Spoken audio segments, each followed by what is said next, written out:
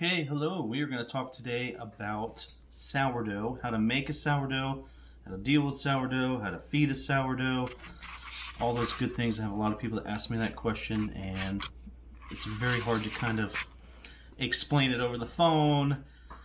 So I wanted to kind of do a video to show you how I do sourdough. So everybody's kind of a little bit different. There's a million great videos out there about it, but I want to show you how I do it. So to make a sourdough, it's really quite simple. Sourdough starter we're talking about, okay? The starter is basically your yeast culture that is going to then feed your dough. And see, this one is really happy. It's been sitting out a couple hours, so it's kind of come up and gone down. This is ready to start making some bread, and it also needs to be fed. So that's why I have all these out here. And I keep them kind of in separate jars, so I take my batch and I put it into different jars, so in case I mess something up, I still have my other starter, right? So these are what I call 60-gram batches, which means there's 60 water, 60 sourdough, and 60 grams of flour, all in this. That'll fit this size of a mason jar. So first of all, how do you make it? What's in it? Is there some special crazy thing you have to do? No, it's very simple. So one very important thing is no tap water, okay? If you have filtered water, you have a Brita filter or something like that, use that water, okay? Too much chlorine in the water will turn it pink and do some crazy things to it that you're not going to be happy with, okay? The other thing, so let's say you don't have that and you only have tap water, take your tap water, put it in a jug, sealed up like a milk jug or something, set out in the sun for a day or two and let that chlorine dissipate. The sun will kind of start to kill that chlorine. You can use that water. You can buy some spring water, okay? But use good water, okay? The other thing you're going to need is 2 different types of flours, okay? You need I use Caputo 00 flour, and I use an organic whole wheat flour or organic rye flour. Today I'm going to use some rye flour to make my starter and keep feeding my starter. Okay, so to make one, it's this easy. We're going to take 60 milliliters of water. Okay, and you definitely have to weigh this. So measuring is a huge part of this. There's 60. Okay, and then you're going to take, this is Caputo 00 flour. We are going to take 40 grams of this. 40. And then we are going to take 20 of organic whole wheat flour, which you can find easily at the grocery store, or rye flour, which you can sometimes find as well. Key is organic because you don't need all the junk in there, and you need it to be a good food source for yeast. So what you're doing is you're naturally collecting yeast from your environment, and it's going into this. So at this point you will take this mixture, okay, mix it up real good, kind of let a little bit of air get in it, okay, so it can oxygenize, and you can get some air from the environment in here. You're going to take this, you're going to put it in a mason jar. You take the lid, and you're just going to kind of just set the lid on here. Then you're going to let it sit out. Day 1, let it sit out the whole day, okay? Day 2, you're going to start to feed it, and you're going to have to feed it twice a day, okay? So I know that's a bit of a pain at first, feeding it twice a day. This is how you get it started. And it's going to go through some changes, okay? At first it's going to kind of smell like smelly socks, Parmesan cheese. You're going to think it's spoiled, you're going to think it's rotten, you're going to think something's wrong with it, okay? Then towards the end of the week, it's going to start to smell like chemical. It's going to smell like cuticle remover, okay? Something like that. It's going to have that kind of a smell to it. Now that, there goes my doggy. That means you're starting to get to the good place, okay? This is kind of what we want. So those are different smell changes you're gonna smell, and then later it's gonna have a nice sour, pleasant smell, and you're gonna go, wow, I just made some sourdough. So you have to feed it twice a day. Day number 1, you don't have to. Let it sit out and kind of do its thing. The next day it's gonna look kind of funky.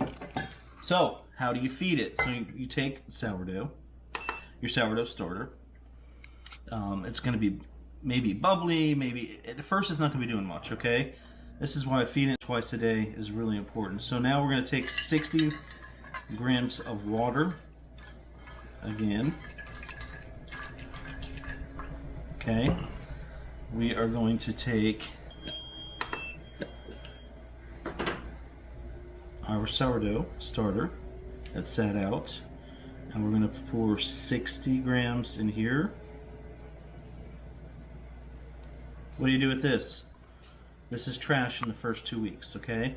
This just goes right down the drains. It's about worthless, okay? Until you establish a good deal. Now later, this is what we're going to use to actually make the bread.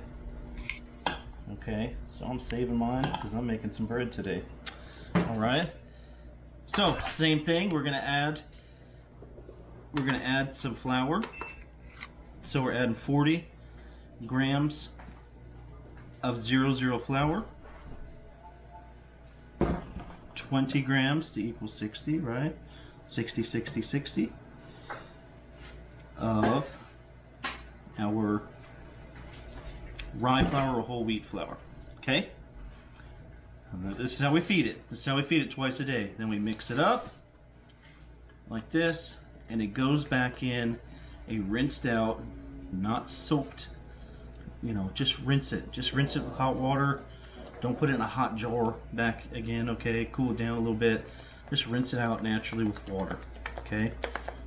You'll be doing all the cleaning in soap or run it through your dishwasher, all that stuff. All that sediment and all that soap residue and things like that will affect it, okay? So this goes back in the jar, sits on the counter again, and then you're gonna feed it later in the day before you go to bed. Okay, so morning and night, 2 weeks. I know it's a pain for 2 weeks. After that, you can put it in the fridge and feed it once a week if you want to. You can feed it more if you need to use more of it. Okay, so then it kind of goes on your schedule. You need to feed it then at least once a week. Okay, very important that it gets some food. What if I go on vacation? Well, feed it the day before you go on vacation and put it in your fridge. It'll be fun. Okay, that's what we do. Works fine. We get back, we feed it right away, makes more bread, and it works great. So this is easy way to get your starter going. In the next video, we will talk about how do we make an actual bread out of this. Okay, but your homework first. Get a starter going. Love to hear your stories about it. Thanks. Okay.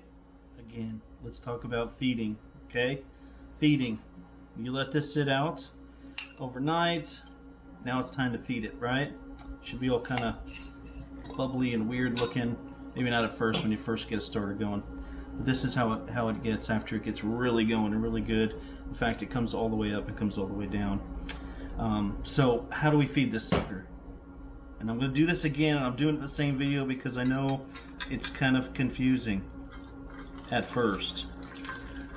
So 60 milliliters of water. Take this. 60 grams of this. Okay, milliliters and grams, same thing. What do we do with this? At first, this is trash, right? So you get to this point, yes, every time you feed it, you're dumping this in the trash, dumping this in the trash, okay? Then, eventually when your starter gets good, you can start a new starter by pouring that off and weighing it and putting it in another jar, okay? I'm saving it because I'm gonna make dough with it because I already have an established starter. So we're still in feeding mode here, right? Our nice Caputo 00 flour. We do 40 grams. 20 grams of either organic whole wheat flour, rye flour. Why do I have to have that? This is what adds like dense sugar and carbs to this thing. It's giving it food and it's allowing it to go quicker. Could you just use this? You absolutely could. It just takes longer to produce a really good starter with that. But if you want an all white starter, first of all, I would only recommend Caputo 00 flour for it. Okay, it's just right. I don't know why it works, but it works. Trying to use all-purpose flour or stuff you find at the grocery store, good luck. Good luck. I've never had success with that, only problems, and it's annoying. So, we fed our starter. Look how hard it is.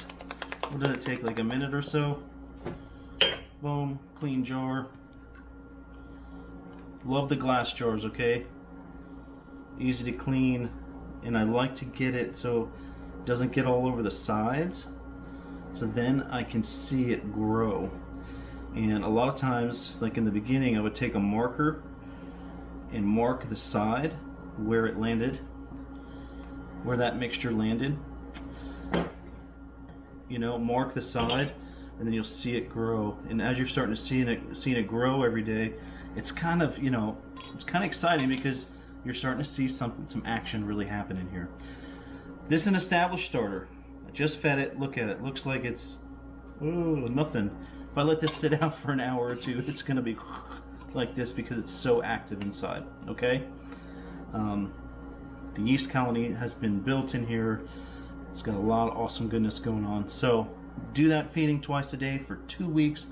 You will have an established, awesome, great flavor sourdough. And after that, you can switch it to, you know, basically however often you want to make bread. Then you have to feed it. Okay? Thank you.